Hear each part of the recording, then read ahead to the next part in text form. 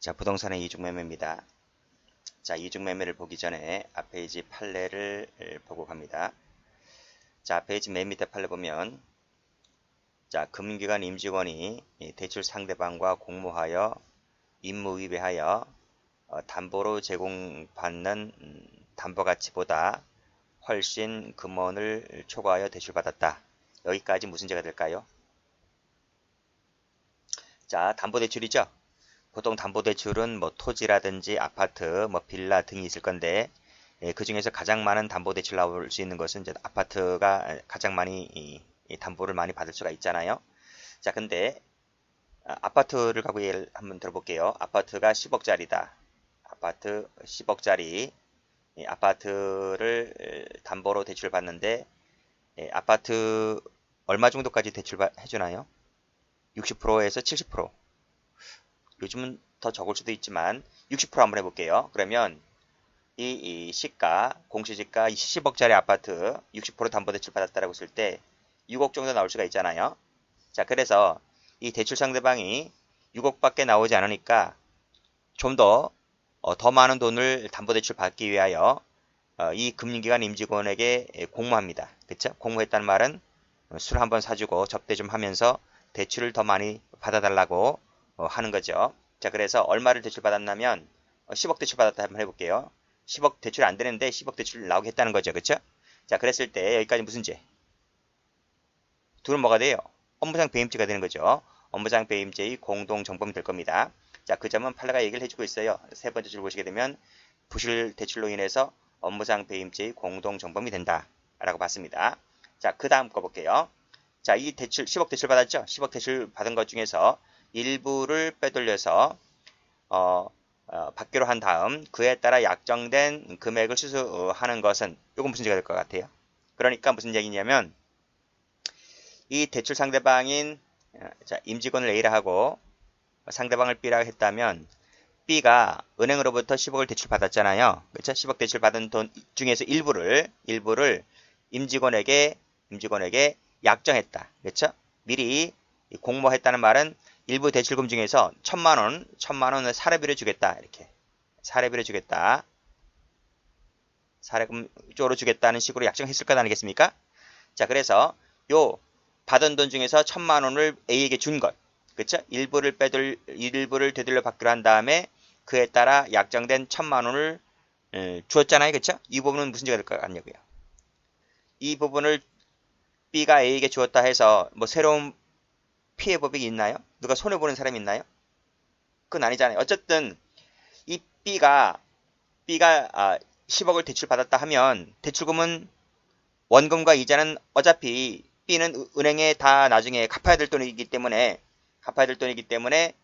그건 B의 문제이지 내가 대출금 받은 돈 중에서 1,000만 원을 A에게 주었다라고 하는 부분은 이 새로운 누가 피해를 보는 부분이 없습니다. 그렇기 때문에 그 부분은 별도로 아무런 죄가 되지 않는 거죠. 그래서 마지막 줄도 보시게 되면 요 금원 수수한 부분에 대해서는 특경법 위반죄에 해당되는 수재죄, 배임수재죄 등 이런 죄가 성립을 하지 않는다. 무슨 죄만 될 뿐이다? 업무상 배임죄의 공동정범만 될 뿐이다. 라고 하는 것입니다.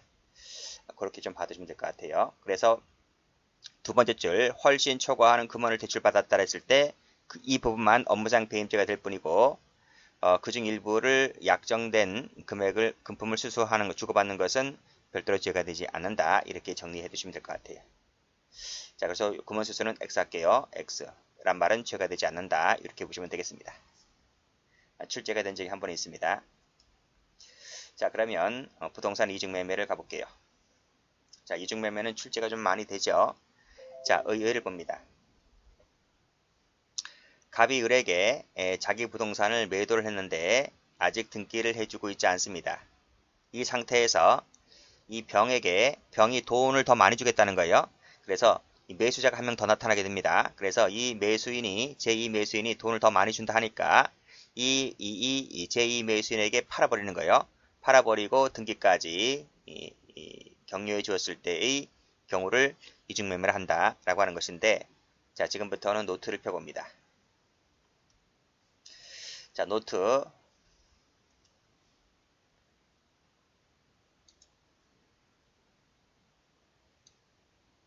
자, 요 그림 볼게요.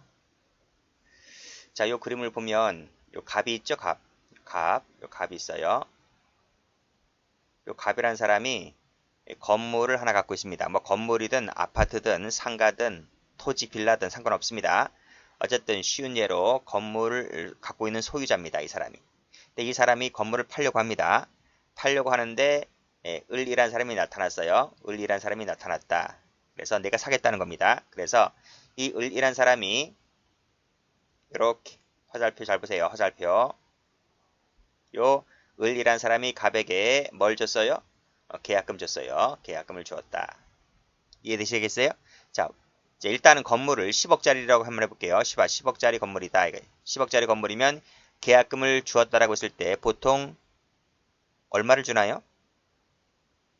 별다른 특약이 없다면 그 매가의 10%를 줍니다. 그러면 1억을 줬다는 거야.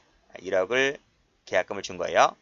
자, 1억 계약금을 주었다라고 했을 때는 어떤 권리 의무가 생겨나지 않습니다. 아시겠어요? 매도인은 내가 마음이 바뀌어서 안 팔겠다라고 하면 받은 1억에다가 1억을 더 얹혀서 반환해주고 계약을 파기시키면 되는 겁니다. 그 이상 그 이하도 아닙니다. 그래서 계약금만 받았다고 해서 갑이 을에게 어떤 의무를 해줘야 할 그런 의무는 생겨나지 않는 거예요. 근데 문제는 이 매수인이 갑에게 계약금을 주었고 그리고 보름 있다 얼마를 줬냐면 이 매가의 절반 금액에 해당되는 중도금이 들어왔어요. 중도금이 들어왔다는 것은 이 매가의 절반 금액이 들어왔단 말입니다. 그러면 얼마 정도 들어왔을 것 같아요? 뭐 4억이나 5억 정도 들어왔겠죠. 뭐 5억 정도 한번 해볼게요. 5억이 들어왔어요. 자, 그러면 봐봐요. 10억 중에서 총 6억이 들어왔잖아요. 6억이 들어온 사람이 6억이 들어왔다라고 하는 진짜 이 물건을 사겠다고 하는 것 아니겠습니까? 그렇잖아요. 뭐 6억까지 줘주면서 계약을 파기시킬 사람은 거의 없잖아요. 그랬을 때는 자, 이 매수인으로부터 즉 이 을로부터 이 매가의 절반 금액에 해당되는 중도금이 들어왔을 때는 이때는 진짜 이 사람이 을이란 사람이 이 건물을 살 사람이구나. 그렇게 마음가짐을 갖고 이 사람도 이제 만반의 준비를 해둬야 되는 거예요. 잔금 들어올 날짜만 기다리고 난 상태에서 자기가 갖고 있는 이 건물에 관련된 각종 서류들을 다 준비하고 있어야 됩니다. 무슨 말인지 아시겠죠? 즉 여기서 갑이 을로부터 중도금을 받았다라고 했을 때는 그때는 갑은 어떤 신분이 생겨나냐면 갑이 이렇게 을에게 등기를 넘겨줘야 할 신분이 생겨난다고. 그 신분을 타인 사무 처리자라고 해서 배임죄에서 거론되는 타인 사무 처리자. 이 타인 사무라고 하는 것은 을에게 등기를 격려시켜줘야 할 의무. 그것을 타인 사무라고 하는 겁니다. 타인 사무라고 하는 신분이 생겨나게 되는 것이다. 하는 겁니다. 아시겠죠? 자, 근데 여기서 이제 병이라는 사람이 나타나게 됩니다. 병이라는 사람이 나타나서 이 건물 내가 사겠다는 거예요. 그래서 이 병이라는 사람이 똑같이 갑에게 역시 계약금조로 10%가 들어왔어요. 자, 들어왔는데 이 갑이라는 사람이 을로부터 중도금을 받았음에도 불구하고 이 을에게 등기를 격려해주지 않아요. 왜냐하면 이 병이라는 사람이 나타나서 하는 말이 내가 10억 말고 15억 줄게. 15억 줄게. 내가 더 줄게.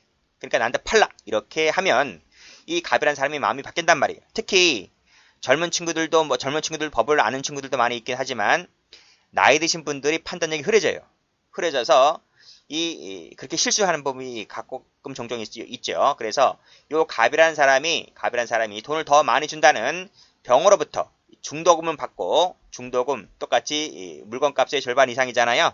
중도금을 받고 결국 이 갑이라는 사람이 을을 배신 때리고 이 병에게 등기를 해준다라고 했을 때 이때 바로 뭐가 된다? 부동산 이중매매라고 해서 배임죄의 죄책을 지게 된다라고 하는 것이 지금 배우는 부동산 이중매매인 겁니다. 그렇게 정리를 해두시면 돼요. 자, 됐죠? 자, 그러면 여기서 다시 한번 기본서 갑니다. 자, 매도인의 죄책을 볼게요.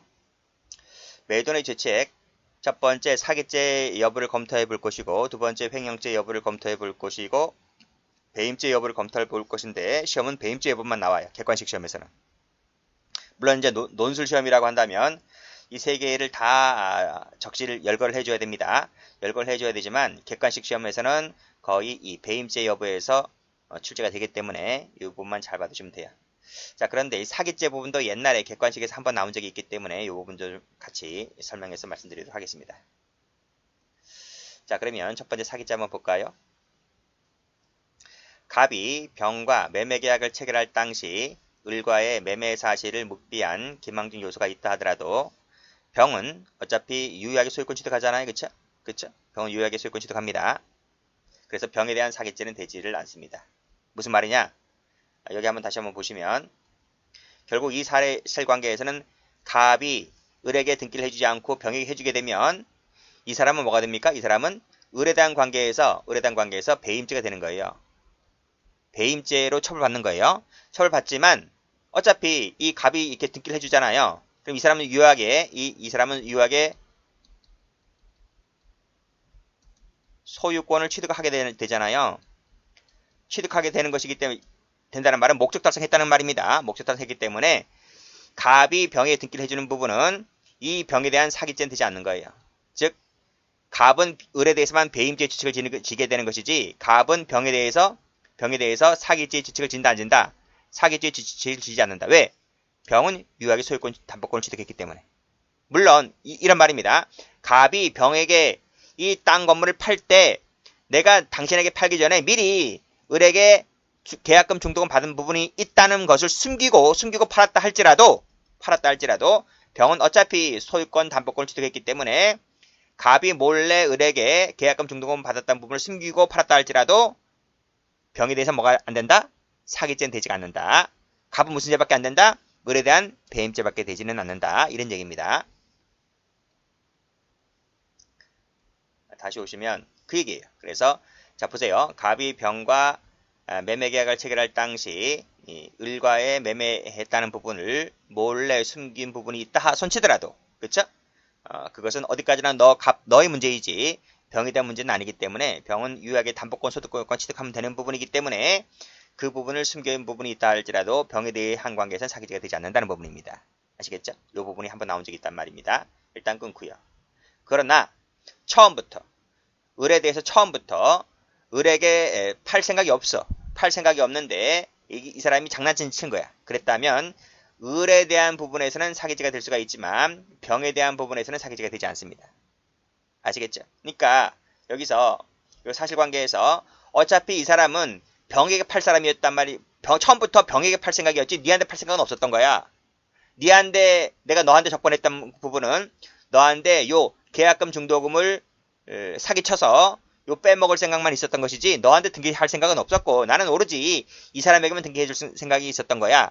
이렇게 생각했다면 그 부분은 을에 대한 관계에서 사기죄가 될 수는 있단 말입니다. 이해되시겠죠? 그렇게 받으시면 돼요. 자, 다시 여기까지 이해되셨죠? 이 부분도 한번 받으시고요. 자, 횡령죄 여부는 왜 거론되냐면 우리 민법에서는 형식주의를 취하고 있습니다. 형식주의란 말이 무슨 말인가 하면 여기 보시게 되면 부동산에 관련된 이 물권의 변경이죠. 변경. 소유권 이전 등을 말하는 겁니다. 이것은 등기를 쳐야지만 이 소유권의 득실 변경이 생겨나게 되는 거예요. 등기를 쳤을 때 돈이 계약금, 중도금, 잔금이 들어왔든 안 들어왔든 간에 등기를 쳤을 때 이 물권 변동이 생겨나게 되는 겁니다. 그것을 형식주의라고 해요. 형식주의. 자, 그래서 여기를 보시면 다시 사실관계를 보시게 되면요. 자, 보세요. 을로부터 이렇게 계약금 중도금을 받았잖아요. 받으면 뭐 할 거예요? 아직 등기를 안 넘겨줬는데. 그쵸? 등기를 안 넘겨줬다고 했을 때는 여전히 이 갑이라는 사람이 소유자다. 이 소유자란 말이. 따라서 소유자이기 때문에 이 사람이 을에게 등기를 치든 병에게 등기를 치든 또 다른 제3자에게 등기를 치든 그것은 오로지 갑의 자유란 말이에요. 갑의 자유. 물론 이제 등기금 받았기 때문에 을에 대한 관계에서 배신 때렸다는 부분에 대한 배임죄 여부는 일단 변론을 할지라도 갑이 누구에게 등기를 치든지가는 형식을 취하고 있기 때문에 그것은 이 사람의 마음 자유란 말이에요. 자유. 자, 그래서 다시 여기 보시면 형식주의를 취하는 민법하에서는 등기를 격려하기까지는 매도인이 소유자이기 때문에 이 사람이 자기 등기자인 자기 소유의 땅 건물을 팔았다 할지라도 이것이 횡령죄는 되지 않는 거예요. 타인 소유가 아닌 여전히 자기 소유이므로 이 사람이 자기 소유이므로 횡령죄는 될 여지는 없다까지 참고적으로 받으시면 될 것 같아요. 됐죠? 됐고 이제 배임죄 여부는 쉬었다 정리하겠습니다.